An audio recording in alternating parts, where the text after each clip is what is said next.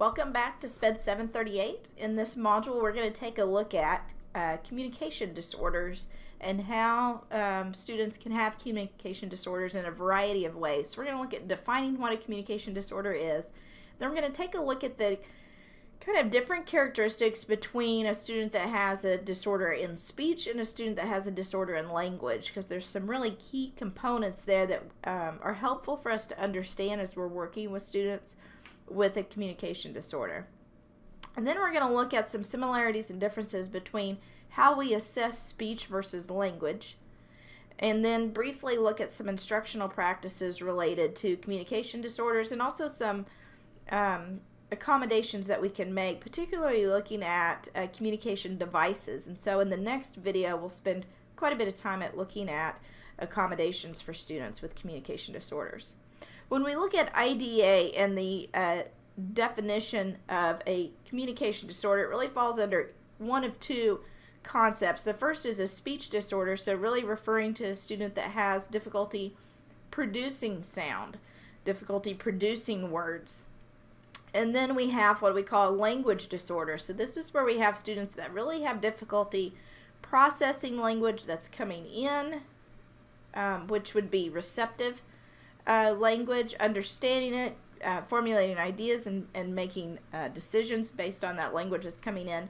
Or they have a disorder in expressive language, so they really have difficulty expressing, putting language together, communicating their thoughts, and formulating ideas and then putting them into writing and to speech. Okay. When we look at the characteristics of speech, one of the things that I think is so important to consider when we look at students with communication disorders is that communication is a very complex process. For you and I, it's pretty simple. We've been speakers for a long time. We have really good understanding of oral expression. Everything works well for us. In our brain, we are making the connections to words that we know and forming those words, putting those words into sentences, helping us express our thoughts. It all comes very naturally to us. But to kids with communication disorders, it's a really complex process that has some hiccups that really impact their ability to communicate. I think one of the important things to look at when we're thinking about speech is really understanding how speech comes together as a whole, how language comes together as a whole, and all the different dimensions of language that we have to master to be effective communicators. That's one of the things that the text talks about on page 127, and I really like how they structure this. They talk about there's 3 dimensions of language, which are phonology, morphology, and syntax, and then we've got 2 areas of language that are really about social use and the content of language, and that's our semantics and our pragmatics. Students can have difficulty in any of these areas, maybe just one, but maybe multiple areas that are a challenge for them that impact their ability to communicate. So when we look at kind of some of the key characteristics of speech and the key languages that we need to know about speech, 2 things. One is speech is the oral expression of language. The second is language is really this structured and shared and rules and symbolic system for communicating. Okay. In the English language, we have very specific rules, very specific grammatical structure that we follow. If you have a student that speaks another language, maybe Spanish, or for example in our house we're a dual language home, American Sign Language, it has a very different structure to it, very different rules. The grammatical structure of ASL is very different from English, and so students have to learn that. Sometimes that comes naturally to them, sometimes they can have a real challenge in learning that structure and those rules that come with communicating. Now, if we have students that have kind of your typical speech delay and have trouble making sound, where they sometimes are having trouble is in that phonology or morphology. So working on the phonemes and the morphemes, which is making the sounds, which is the phonology of it, and producing words, putting words together in the proper order, which is morphology. When we look at syntax, this is where we're really looking at putting words together in a sentence.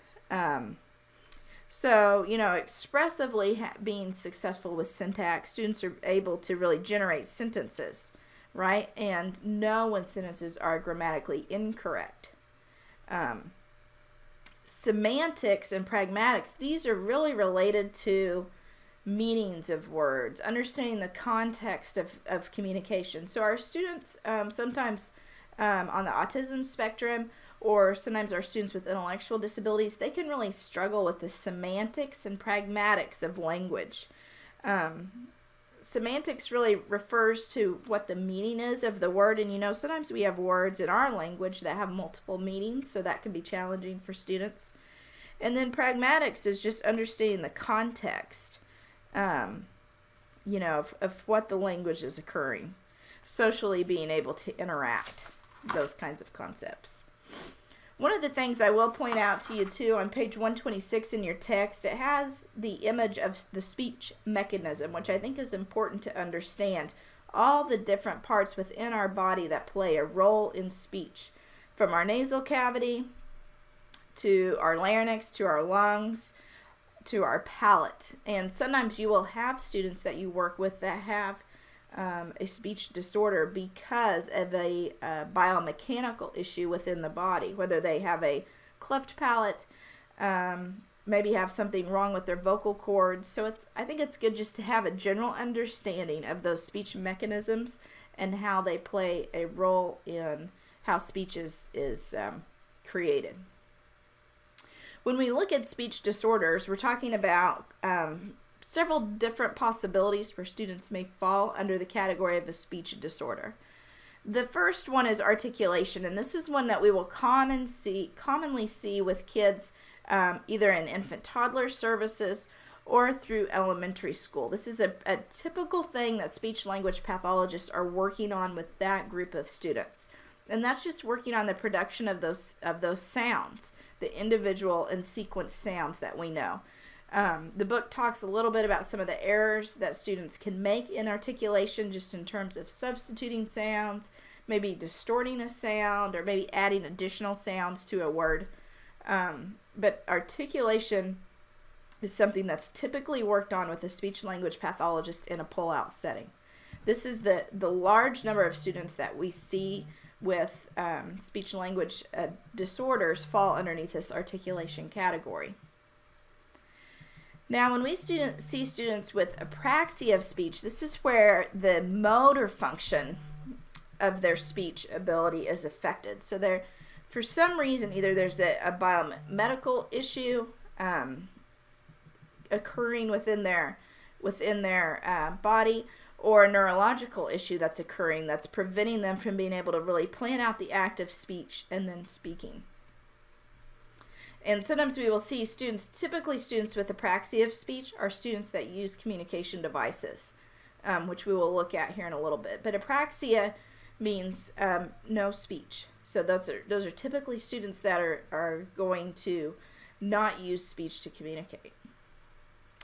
Sometimes we'll see students with voice disorders, although this is a little bit more rare in terms of issues with pitch or intensity or hyponasality or hypernasality sounds to their speech. Sometimes we will see that, but again, that's pretty rare.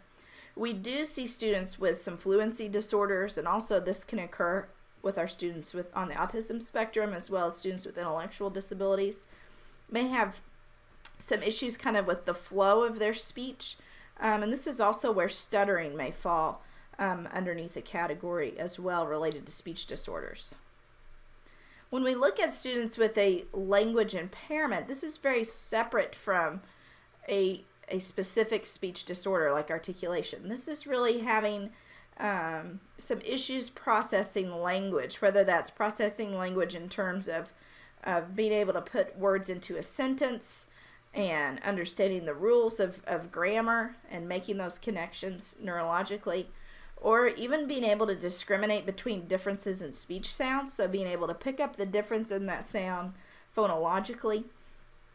with words. So language impairments are much more specific to these kind of concepts of phonology, morphology, those syntax rules, the social part of language with semantics and pragmatics. So that's important for us to kind of remember there.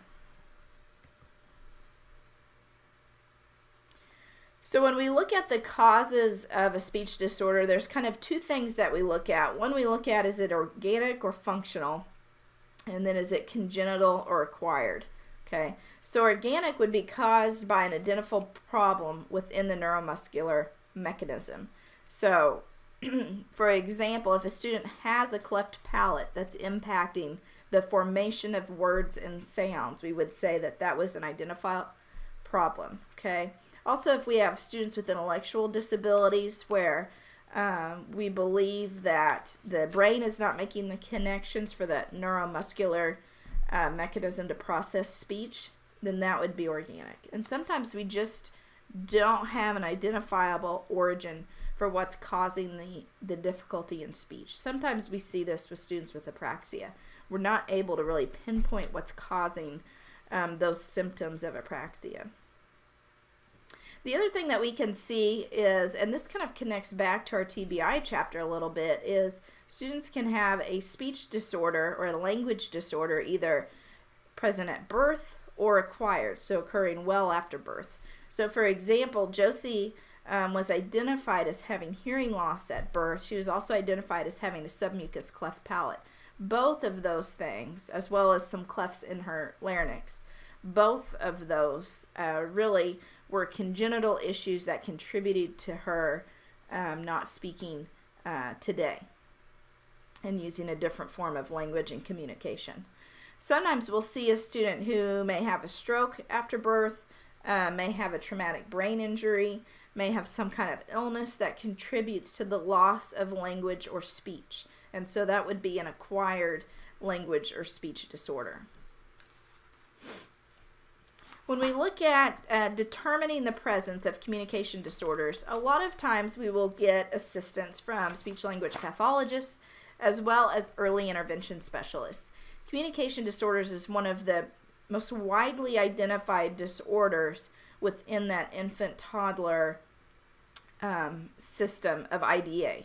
Okay, so you're typically going to see we have, parents have a 2-year-old, they feel like they're not talking, they're not starting to generate words, and so they ask for an evaluation from infant toddler, or they go to a child find program, which all communities have, where they'll do kind of an initial assessment to see if there are any concerns and identify them for services within language. So most of the time you are going to, unless you teach preschool or kindergarten first, you're going to have students with communication disorders already come in identified with those and have IEPs established for those communication disorders. But typically how this is done through infant toddler or early childhood services is there's a screening that typically occurs, like Child Find, where parents can go and take their child and do a screening. Oftentimes a pediatrician will be asking about communication skills as they reach 2, 3, 4, and if any red flags pop up there, the pediatrician can recommend some additional screening. But the assessment that our early intervention specialists and our SLPs use are typically looking at interviews of parents, making sure that the child has had a hearing and vision screening. It's always important. Sometimes what we can find with students with communication disorders, especially at the young age, is they are not hearing well. I've worked with 3 kiddos like this. One within our own home, my youngest, Bo, who is 3 now, received ear tubes at 1.5 years, and he really wasn't speaking at all until he got tubes. And now, as soon as he got those tubes, within weeks, you could tell his hearing had improved, and he was already forming a lot more words than he had in the past. Same with the other 2 kiddos I've worked with. When they got tubes at around the age of 2, really started developing language after that. They were able to hear better, and you could just see that growth skyrocket. So hearing screening is a really important part of evaluating for communication disorders. And then typically we will do some kind of speech samples, some language samples. If they're in the classroom already, look at some classroom samples. You can also go through some formal testing with like a CBM to evaluate who are their languages compared to their peers. When we look very specific at speech assessments, this is typically what a speech language pathologist is going to do. They will typically lead this part of the assessment and really be looking at articulation. So assessing how the student is sounding out words, also really evaluating voice in terms of voice quality, and then looking at fluency of speech. So these are all things that speech language pathologists really evaluate. When we look at language assessments, those of us who are in a special ed teaching position may be involved in some of the language assessment, doing some observation on kind of conventional and some non-conventional ways of how we assess language, looking at speech and eye contact, facial expression, those kinds of things, evaluating social interactions. Those are all things as classroom teachers that we could be involved in related to language assessments. And then when we look at how are we going to determine if the student needs specially designed instruction, we're really looking at, does that speech and language disorder impact their participation in the general ed classroom? So does their speech impact the teacher and their peers being able to understand them and then being able to interact socially? Does their speech and language skills impact their learning and the progress they're making in the general ed curriculum? If we say that those things are significantly impacted, then we look at kind of some ways of designing instruction and services for those students that are very specific and individualized, and that again qualifies them for an IEP. So one of the things that speech language pathologists do is they do a lot of data collection. So that's typically built into the specially designed services, looking at that partnership with a speech language pathologist and really making data-based performance decisions on where the student is at and what they need to learn. It's really helpful to collaborate with those speech language pathologists. They have great ideas for ways to help students work on language in the classroom. They will also probably be providing direct services to the students, so doing some pull-out speech work with them once, twice, 3 times a week, depending on what their needs are. But I would really lean on them as a resource for how to work on language in the classroom. They have some great ideas on how to do that. They're very well versed in how to develop language. And so if that's something that you're not as comfortable with or as familiar with, really use them as a team member to help you work on those activities with the student. They can also give you some ideas just in terms of as they're written into the IEP for indirect services to support the student's curriculum. So helping you make some changes to the curriculum, modify the curriculum to meet that student's needs. One of the most important things we need to consider when we have a student with a communication disorder and we're working through the IEP process with the IEP team and the parents is really considering supplementary aids and services. And as we do this, we want to make sure that we are considering assistive technology. One of the most important things that we can give students is the ability to communicate.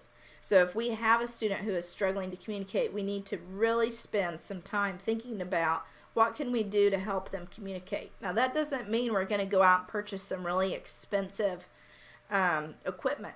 Not necessarily. There's lots of low-tech ideas that we can do to help foster communication, and we'll look at those here in a little bit. But the point I want to make is I really want to make sure that you're not just glossing over that question of does the student qualify for assistive technology and checking it off on the IEP. Really spend some time thinking about it. Remember, we looked at the SET framework earlier this semester, and during your program you will spend some more time within that evaluation process. But do an assistive tech evaluation for your student with a communication disorder. Make sure that you are meeting their language needs with assistive technology if they need it. Probably one of the most common things that I hear from teachers, especially teachers working with students with a communication disorder, is that they have no assistive technology to communicate with.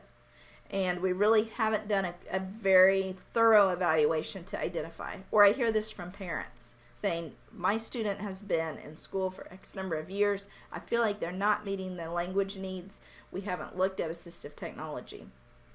Make sure that you are doing a thorough AT eval. And if you need assistance with that, and you feel like maybe you don't have the expertise, reach out to your IEP coordinator within your district. Some districts have an AT specialist within their district that you can reach out to. Shoot me an email. Even after this class is over, you come across a student next year that you're working with and you think, man, I just don't know how to evaluate this student for assistive technology. Shoot me an email. I'll give you some ideas, walk you through the process with you. I think language is one of the most important things that we can give a student. So we really want to make sure we're spending time considering the idea of assistive technology for these students with communication disorders.